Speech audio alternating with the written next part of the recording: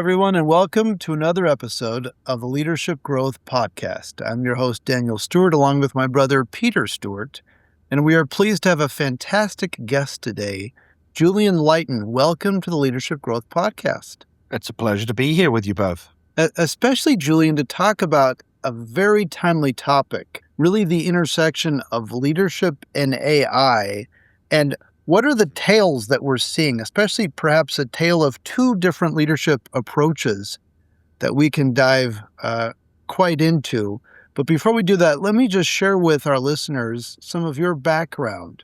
So I'll share here. So Julian Lighton, with more than 30 years advising, hiring, and developing leaders, Julian has served as Chief Strategy Officer at $4 billion public companies, Associate Partner at McKinsey, and Senior Executive at Cisco and Hitachi. Today, he coaches senior leaders and high performers navigating pivotal career decisions in a rapidly shifting world of work, and is the author of the new book, Navigating Your Next: How to Decide What You Want and Get There on Purpose. I love that on purpose idea. So, Julian, again, welcome. And let's start off with a kind of a general question here. You're a keen observer of AI and then how leaders are interacting with this. What are your current observations around how leaders are approaching AI, just kind of generally, and then we can dive deeper? A couple of ways in which we can get on the same page here. So first of all, what is AI at the moment? Not what it will be, but what is it and how is it showing up inside corporations? It is an inference technology. And by that, what I mean is it's algorithmic in nature. It takes vast sums of data. It summarizes and précises and analyzes that data and draws inferences based upon the data that it's given. So if it doesn't have data that's pertinent to its role, this is very crucial, it can't draw inferences. So there are two great types of problems inside corporations. There are red ocean problems and there are blue ocean problems. Red ocean problems, highly known, prescribed, detailed policies, guidelines, metrics, etc. Things like a supply chain or logistics or a manufacturing process or a finance process. There are blue ocean problems. There are things that are incredibly not known, that don't have a lot of facts, that have a lot of white space. So AI today is very useful with red ocean problems. It is not very useful with blue ocean problems. There are a couple of ways in which this shows up. AI is also driven by two separate sets of inputs. One is individual. So you probably both have AIs that you work with, a Claude or an OpenAI or a Perplexity, et cetera, and that instantiation is driven by your perception and your training. Then there are systemic AIs, those that are purchased by the corporation, and they observe the world based upon the system, not on the individual. Their training is based upon what information the corporation has given them and how you are a part of that system. So if we take that set of information and we answer your initial question, Daniel, how is AI showing up? It's showing up in an alarmingly different set of ways. So depending upon the type of company that you're in, or clearly if you're in a software company, AI is extremely important and has created an enormous transition. If you're in a farming company, it's really not showing up very much at all. It's probably more your personal instantiation used on your desktop, etc. Okay? So there's a huge bell curve of ways in which these technologies are being used. And as they continue, there's going to be a big difference in terms of the way people think about using them, which is this kind of two-camp theory that we have. We have one set of people that really view AI as a wonderful thing and that we're headed towards a singularity and that this is terrific because it means that you can avoid more human contact, the messy wetware in the system, as it's described, right? and the other camp who believe in empowering human beings, and so look at AI at most as a co-pilot, not a replacement. So we have a very mixed playing field at the moment of both participants and also leadership models. Thanks for just kind of setting the stage there in the context of AI. And I think you made a really important distinction right in the beginning of your response of this is the status of AI right now, not where we aspirationally project it may be in the future, because man, that's ever unfolding and so different. And so leadership, I think it's paying attention to what's the now, but then as we're also trying to bring it to the future. So as we are looking at the problems and how leaders are leveraging AI, pulling back on your red ocean, blue ocean analogy, what are indicators that leaders are actually doing it the right way? Or those signs where, oh, we're using this, we're heading into a red ocean or a blue ocean problem where this isn't the best solution. So I only have visibility into certain numbers of companies, right? And so I see an aggregate, but an aggregate that is more towards the bleeding edge of this problem rather than the trailing tail. And in that bleeding edge, I would tell you that the leaders of companies are a lot more optimistic than the managers or the workers. And they have somewhat unrealistic expectations of both the impact and the time to impact that AI is going to provide. So, nearly all of the impact that we've seen so far, and we're likely to see in the short term, is on the denominator side, right? It's on the cost side. So we're seeing productivity gains by displacement of costs. We're not seeing revenue gains, right? We're not seeing people buy more other than more AI, right? Either more data servers or AI. And so the companies that are using AI, even if they're using it for red ocean problems, are really using it to be able to take out existing workers or existing tasks. Okay, that's the impact that we're seeing so far. And again, it's generally a little bit over optimistic because the wetware, the humans in this equation, are not as keen on being replaced or adopting or attempting to learn it. And by the way, there is a big learning curve. Yes. Yeah. So, I mean, it's far more than just writing a simple prompt to be able to get AI to be useful.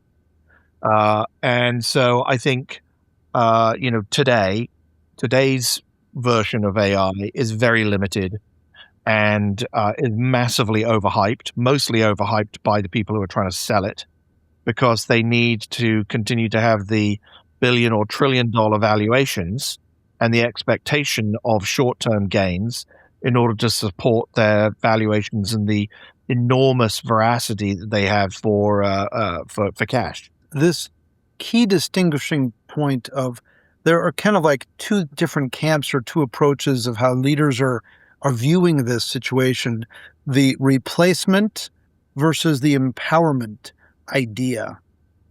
Let's talk about that more for a moment in terms of where that's coming from and what can be done to kind of massage that, moderate that a little bit, because within the hype, it's going to excite people who already are not as interested in working with humans for whatever reason. And that might be personality, that might be background, for whatever. But leaders who are already very task focused, they can look at AIs and say, oh, thank goodness. I don't have to work with the humans as much on this. I don't have to invest in relationships as much. It's going to save me so much. And yet, is that even true?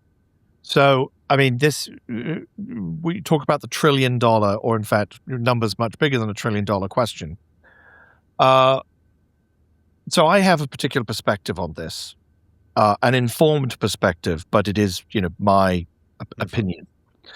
So, as you point out, Daniel, there are two somewhat diametrically opposed groups forming in the valley and rapidly forming outside, particularly in political circles, of opinions. So one is led by technology mavens like Mark Andreessen, who believe that and Peter Thiel and a number of others who believe that this technology is fundamentally going to replace a lot of human activity, and that actually is a good thing because humans are not very good at it.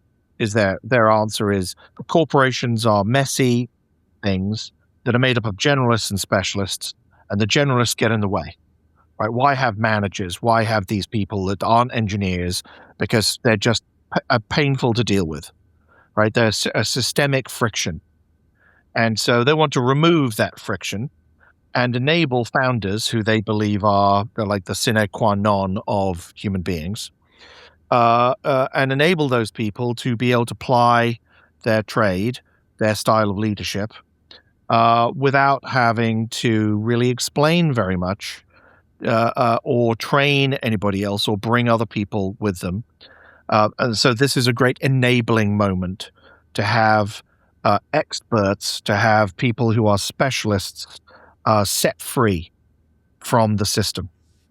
On the opposite end of the spectrum, you have people who are humanists and who look at this and say, yes, AI is a great thing, but it's a great thing in terms of removing human drudgery and enabling us to be more connected and more coordinated and more collaborative, right? So we're not removing the human, we're empowering the human in the equation to be able to get out of repetitive, boring,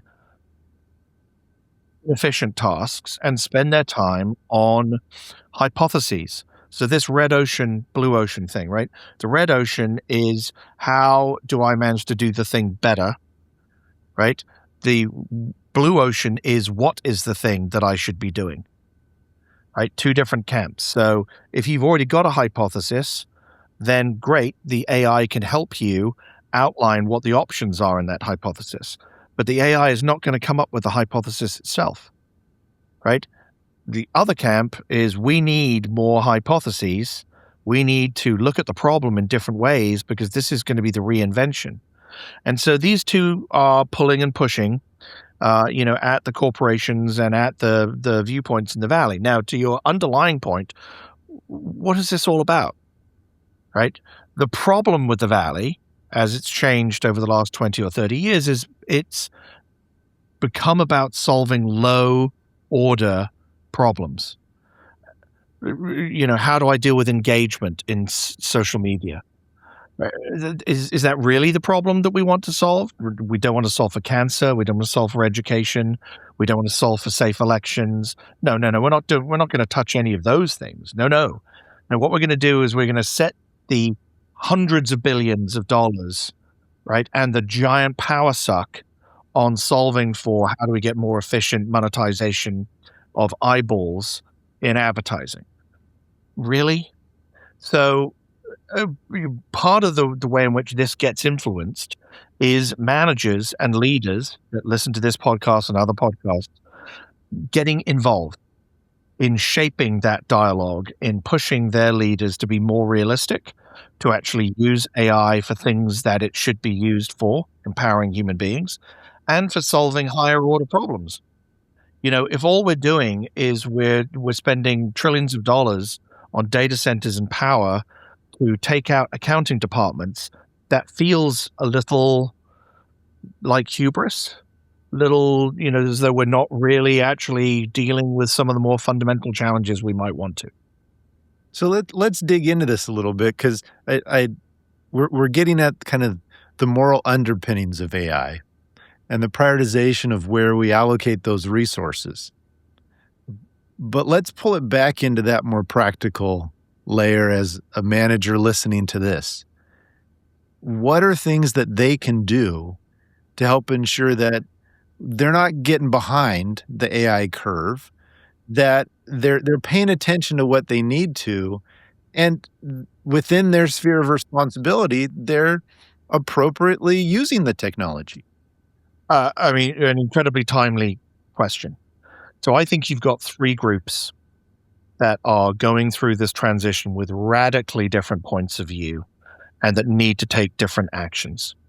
So you have a bunch of people in their mid-20s, early 30s, who are coming into their identities where this technology is going to be with them for the majority, right, of their careers, and where they absolutely need to be part of the bleeding edge. They need to be learning this stuff, and being steeped in it and getting really good at it. Because whether it's on an individual basis in your life and in how you control your career, or whether it's on a systemic working inside the corporation basis, you are going to have to deal with this every minute, every hour, every day, every week, every month. Yeah, you're going to have an AI that's yours that helps you optimize yourself, and you're going to have AIs in the teams around you, either in the team or team of teams. So for those folks, they need to be native and they need to be experimenting with lots of the different technologies. And right now, AI is still relatively technical. I learned how to code in the 90s, and this is C prompt level stuff, right? It's in human language, but it's still not talk it and be able to get it to understand nuance. So there's still some work that needs to be done. Mm-hmm. There's a second group, which is the mid-level managers. Those folks have probably missed the opportunity to be completely native, but they are going to be exposed to having AI again individually or in a team, and they need to be able to understand what it can do and how crucially they work with other people to use it to solve these two different types of problems. Red ocean problems, blue ocean problems. Most managers are going to be involved in red ocean problems. How do I incrementally make something better? How do I guarantee a particular task is done? How do I improve the output of that task? And so AI is going to help with all three of those things. So you're going to need to really know what it can do and how you are actually involved in using it. You may not need to be involved at the prompt level. You might have, support from other more junior members on the team to do that, but you're certainly going to need to know what it can and cannot do and how you are going to get better by using it. Your third group, more senior executives, are going to have to figure out how this gets adopted, right? Because their real problem is going to be not the technology, is going to be the adoption curve of the technology, is the humans that are involved. And so what do people know and what do they need to be trained on? And how do you tell them not just the know why of doing it, but the care why of doing it? What are the incentives around adoption and around usage? Because otherwise, quite frankly, if you're just getting lemmings to vote for cliff diving, that's not a very popular message to bring to your colleagues, to bring to the population. It's not very inspiring. It's not very passion and purpose, Mm-hmm. right? So you're going to have to figure out more of these blue ocean issues of what does this mean, or what the fundamental whys are for the people that I work with and for me, right? What does it mean for what I want, for my purpose, for my passion, and why I'm actually working here, and how I communicate that to the teams and teams of teams that I work with. So many implications here as you've described these different levels, these different populations, and the degree of nativeness to this digital space and how separated they are and each of their roles. So let's dive a little deeper into the relationship building aspect, because AI is having, and will continue to have fundamental impact on how we view others on our team and how we view this AI thing on our team and or connected to us. What are you observing in terms of what do we need to pay attention as we're seeking to lead ourselves and lead others? Now with this, it's not another sentient being, but it's almost closer to that in our concept in some ways. What is that relationship impact that AI is having as we're leading and working with others? So I think, let's recognize this is an extremely difficult question. Partly it deals with a lot of unknowns. we really don't know what AI is going to, have as a form. We talk about generalized AI, but I think that's quite a far way off. And so what we're really dealing with is a non-human intelligence that is either specific or systemic. And that is going to help you depending upon what that scope is. And it's going to be persistent, and it's going to get better, and it's going to be smarter than you at that set of things. Not generally, but at that set of things. I think once we hit AGI, then we're talking with a completely different set of parameters. So let's leave that to one side.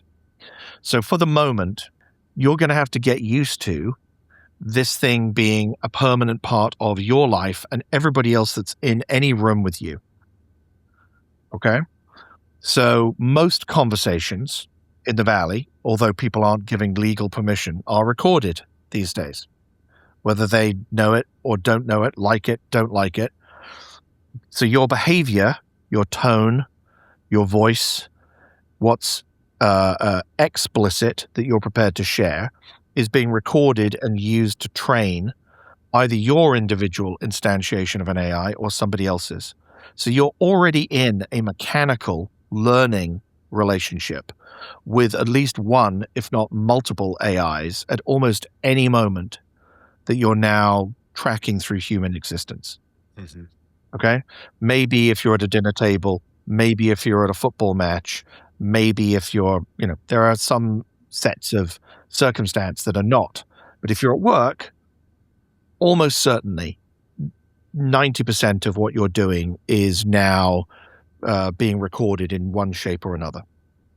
And so this sets up a dichotomy, right, which has always been there between the individual and the system.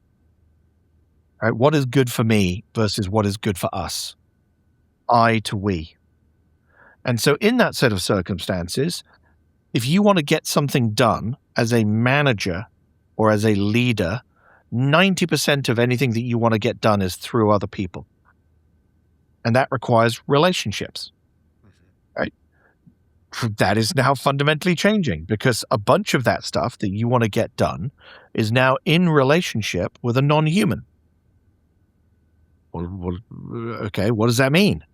What kind of relationship do I have with this thing, right? Is it friendly? Is it not friendly? Does it understand me? Does it not understand me?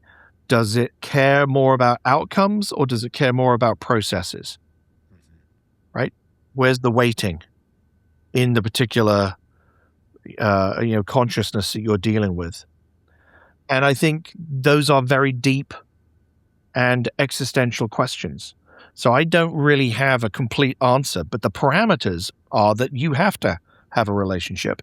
But my answer to your listeners would be you need to be very proactive in shaping that relationship, whether it's individual or whether it's systemic. You sitting back and being reactive is a poor man's game. Julian, I think you're highlighting just such a critical point in terms of here we're talking about the adoption of a technology, a disruptive technology unlike anything we've ever seen as a civilization. Yet we're coming back down to the power of relationships and how that really matters. And you made, I think, a really important point. You've made several. But as you were talking about those three levels of adopters and looking at it from the senior executive level and trying to crack that nut of how to message things so that individuals see how the adoption of AI connects with their purpose and the mission of the organization. And again, that gets back to a fundamental relationship that change is personal and adoption is personal. It's the what's in it for me. So what advice do you give to leaders trying to make that connection back to a broader purpose so that they can increase adoption? So what I'm going to say is going to sound really basic, but this is a problem that Daniel and I covered a little bit in the pre-show, and I'm going to repeat for everybody because I do think that we're having a moment here. Many of the leaders that are running companies in the Valley are not trained on leadership. That is, no fault of their own, but it is true. They've not come up through the classic companies where there've been gold standards of training on basic concepts of leadership, right? On structuring roles, on decision making, on meaning making, on creating psychological safety, on understanding and interpreting and sharing results. Right? These things are the fundamentals, the very, very basics of leadership. So if you have a little bit of a vacuum anyway, right, around that stuff, and a lack of a basic set of standards, foundational things, and now you inject a transformational technology that disrupts how those things are actually there, my belief is you need to go back to basics. The answer for leaders is I need to really lean into the basics of making sure that people understand that we're people or human first, making sure that we understand responsibility, right? You are 100% responsible for your own outcomes, and that we as a team have a design. We have a reason for doing things. That some people call this the woolly mammoth problem, right? Why do we care? Right? What's the thing that we're trying to solve for? What's the big thing that we're trying to go and do? Yeah. And so really leaning into that, and then being very specific about, okay, well, what does that mean in terms of our roles and our structure? So how are we going to adopt this thing? In what way is it part of our shared consciousness in our team? What does that mean for safety? What does it mean specifically for how we make decisions or how we learn? What does it mean for what results look like? I think you're going to have to see people get very specific and very explicit and very basic in terms of getting everybody onto the same page and having them feel comfortable with what all of this now means. Now, that is going to change over time, but in this moment, I think that's what I would be coaching, be advising at the board and at the C-suite and the C-2 level. It's so helpful to be able to remember this, because it's such an easy trap to fall into, that as the complexity around us, as it can rise and increase, and yet as humans, we need to remember that it's not necessarily to go with that complexity and make everything else more complex. We often need to take a different shift and go back to what are those basic elements in terms of how we interact, how we communicate, how we exchange information, and create meaning together. Instead of feeling the need to make it even more complex, we need to have a foundation. And consistently, humans work better with a strong foundation. And when that foundation is poorly made or not paid attention to much at all, we need to get back to it. So I'm going to go back to these three different levels of the organization, right? This rolls out, this impacts in different ways. So the big problem for the early adopters, for the early career folks, is that they're not going to see things in the same way as we did when we were going up through our career. They're not going to have the learning opportunities, because huge chunks of what they do are going to be handled by a black box that just produces a set of outputs. They're not going to learn the sausage making, right? And by the sausage making, understand the context and the system, right? And the friction and what counts and what doesn't count and what's difficult and what's not difficult and what level of interpretation you have to have. Judgment, they used to call it, right? Judgment is going to get really, really difficult because people are not going to be trained on this. Yeah, that's a huge impact. How do you replace that? How do you do that? How do you manage to normalize people such that they're seeing things in the same way? Very, very, very hard to do that. So I think there are a number of these problems that have not been solved that are going to become incredibly obvious to people, particularly at scale. Like you've got these announcements of the layoffs at Microsoft or at various other places. they're clearly trying to fund their investments in AI. Like, it's not that they're actually seeing those productivity increases today. They're betting on the come, that basically you can challenge managers and leaders to do more with less, and that they're therefore going to have to adopt the technology, and that that's going to result in productivity increases.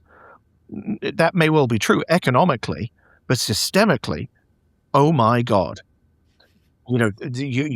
so much breakage. Yeah. So much breakage on a human level that it's just, I pity the people that are involved in this right now. They're just being human guinea pigs in a social experiment. And so, following up on that, you write a lot in your book around this career mindset, this career idea that may need to shift from what we've thought of in the past. What guidance would you have for folks as they're looking at this, trying to figure out and navigate their own careers? How might they look at this? What are ways that they can then take to help them manage some of this for their own benefit, as well as then integrating that into some organization where they can then help add value? How would you respond? Well, so Daniel, you mentioned, a few minutes ago, the fundamentals. So let's look at what makes human beings successful, right? Let's see whether we can focus on those things that are perennial and that do us all good as we go through different life stages, and see whether we can get people to practice those, because then they're far more likely to get what they want. So number one, and best said by Oprah Winfrey, right? And if Oprah says it, it must be true. Of course. Oprah was interviewed and asked, okay, you've interviewed just about everybody who's been successful in any walk of life over the last 30 years. What's the one thing that you would observe that's common to all of them in terms of them being successful? She said very quickly, they know what they want. Right? So the initial key that unlocks your ability to do things throughout the 90,000 hours that is your career, right? It's a third of your life, is knowing what you want. Most people don't know what they want. Okay, so in the book, I outline a way that I've observed and that I've used over the last, nearly 10 years to help people figure out what it is that they want. And we'll come back to that in a second. So the first question is, what do you want? The second question is, why you? Right? What's your value proposition? What's your brand? What's your identity? So again, 90,000 hours of career. Therefore, work is identity, particularly for most men. Yeah, what we do is what we are.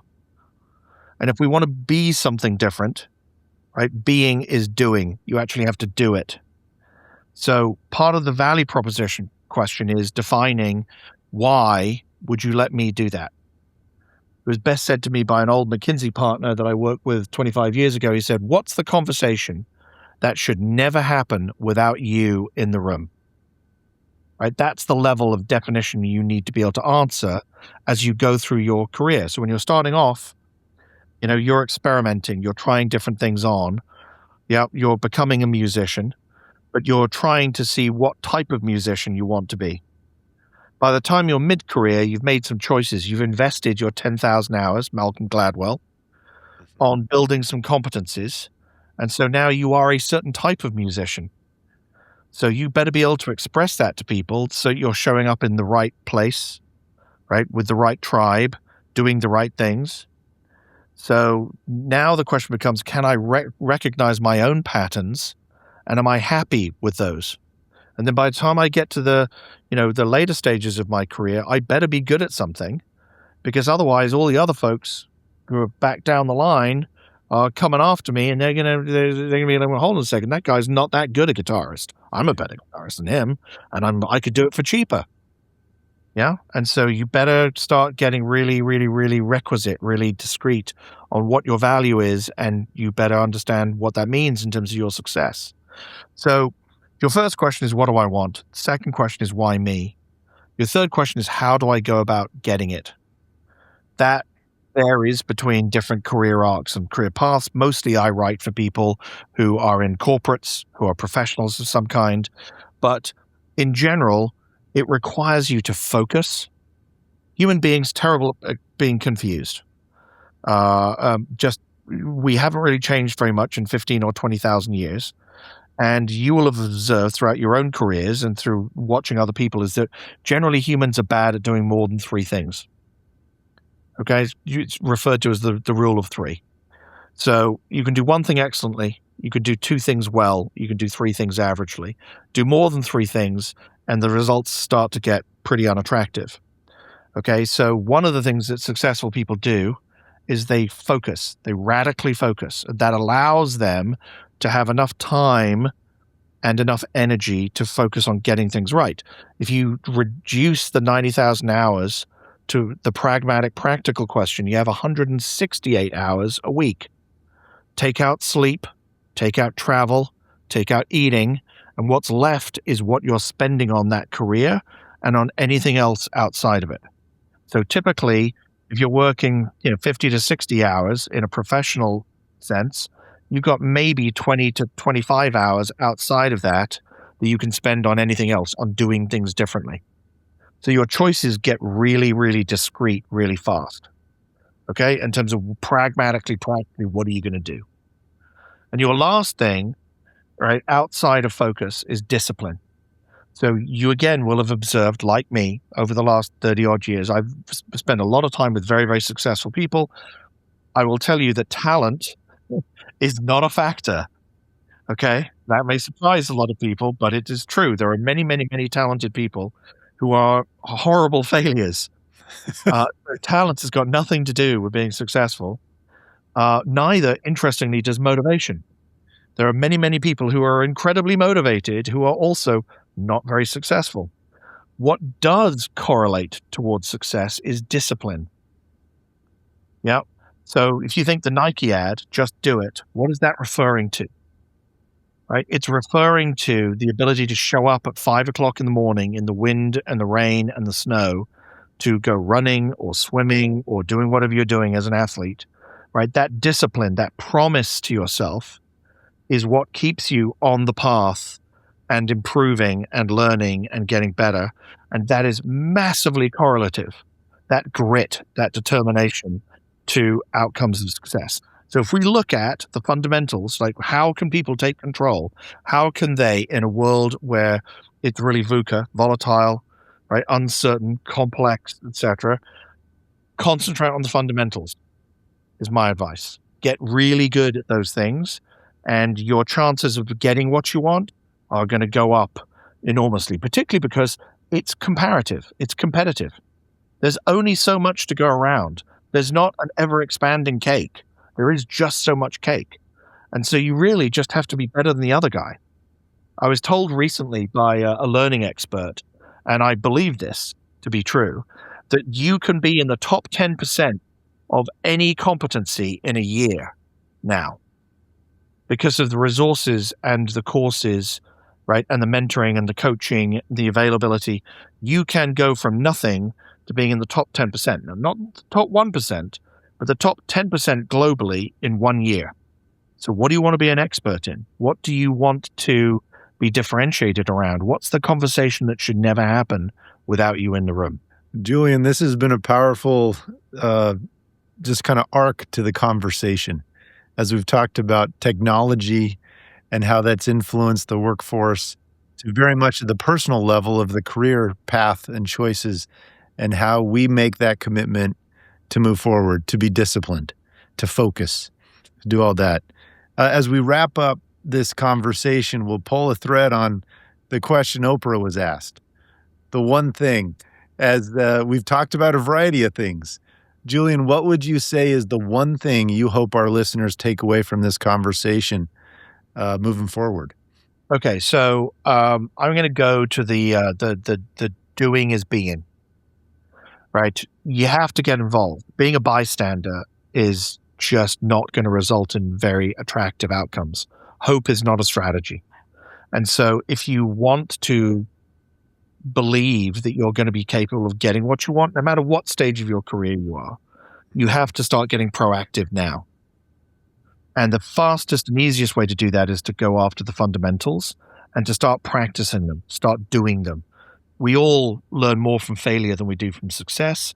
And so starting to do it, right, to practice thinking about how do I understand what I want and how do I articulate it and blah, blah, blah, that's going to be the way that you get there. And one of the ways you get there is by buying my book. I love Shameless it. plug. Shameless Why not? plug. So, Julian, yeah. I love it. Thank you so much for the insights, observations, for a great conversation today on the Leadership Growth Podcast. It's been an absolute pleasure. Thank you for giving me the time and the space, and hopefully get a chance to talk to you again. Oh, of course. And we'll be sure and have in the show notes information so folks can get a copy of your book. Absolutely. Fantastic. Absolutely. Thank you very much. You're very Thank you to all our listeners for joining us today. We certainly hope you've been able to take away some tools and ideas to help you build and strengthen your leadership performance.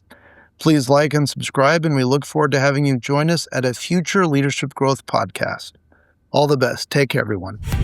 If you like this episode, please share it with a friend or colleague, or better yet, leave a review to help other listeners find our show. And remember to subscribe so you never miss an episode. For more great content, or to learn more about how Stewart Leadership can help you grow your ability to lead effectively, please visit stewardleadership.com.